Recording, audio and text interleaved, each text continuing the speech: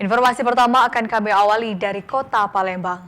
Polrestabes Palembang dibantu TNI, Dishub dan Pol PP memperketat pintu masuk dan keluar para pemudik.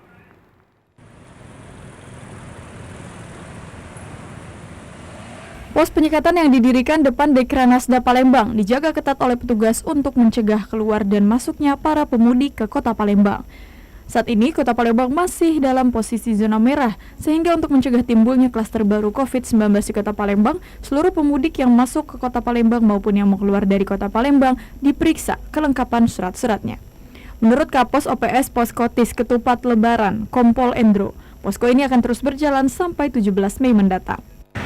Kalau kita lihat dari media, kemudian rilisnya dari Dinas Kesehatan Kota Palembang, bahwa Palembang sekarang masih dalam zona merah ya. Zona merah tentunya ini juga merupakan bagian yang harus kita sikapi bersama, karena tentunya kan tidak mungkin tanpa kerjasama yang bagus, upaya untuk menekan semaksimal mungkin daripada perubahan zona dari merah ke oranye, bahkan kuning dan hijau ini dapat terwujud. Indra TVRI Sumsel melaporkan.